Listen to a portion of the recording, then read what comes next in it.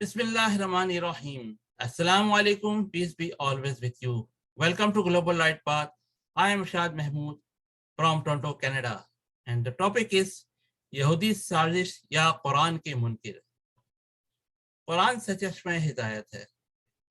सुलह हदैबिया को अल्लाह ने बहुत बड़ी कामयाबी बताई है, जिसमें अल्लाह ने मक्का में मुक़ीम बहुत से मुसलमानों का कत्ल आम होने से बचाया, जिन्हें मोहम्मद नहीं जानते थे, और उस साल मुसलमान हज नहीं कर सके थे. उससे पहले अबराहा हाथी का लश्कर लेकर आया, तो मक्का वालों ने अपनी जान बचाने के लिए मक्का, जहाँ खाना काबा है, दुनिया का अजीम घर और कदीम घर, उसको भी छोड़ दिया. मुसलमान भी मक्का से हिजरत करके मदीना गए.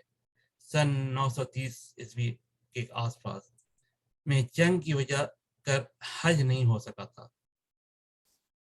ये कहाँ का इंसाफ है कि जुर्म अपना बेटा करे और इल्जाम नौकर के बेटे पर लिखे. ये कहाँ का इंसाफ है कि झूठ, फरेब, फितना और फसाद में हम सबसे आगे, और इल्जाम यहूदियों पर. क्या सच ना बोलना भी यहूदी साजिश है?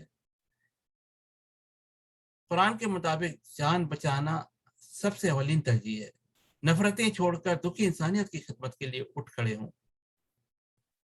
ये शैतानी हरकत है जो जुर्म तो हम करते हैं, गुनाह तो हम करते हैं, और इल्ज़ाम हम किसी और पे डालते हैं.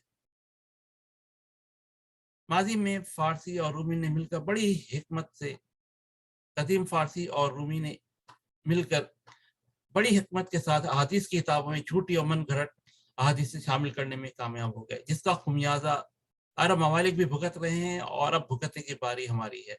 अगर हमने सिर्फ कुरान से हिदायत ना ली तो अल्लाह ने तो मोहम्मद सल्लल्लाहु अलैहि वसल्लम को तमाम वही बयान करने का हुक्म दिया था. तमाम सियासत्ता कोई 200 साल 250 साल के बाद कदीम फारसियों ने मुसलमानों को कुरान से दूर करने के लिए लिखी गई थी, और ये कोई 900 ईस्वी से लेकर 1170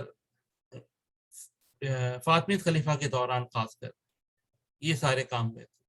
और फिर सुल्तान सलाहुद्दीन अय्यूबी उठे और उन्होंने इसके खिलाफ जद्दोजहद की और उन्हें भगाया. वरना फातमिद खलीफा रोमन एम्पायर से मिलकर हमारा डीएनए चेंज कर चुके हैं 270 साल में.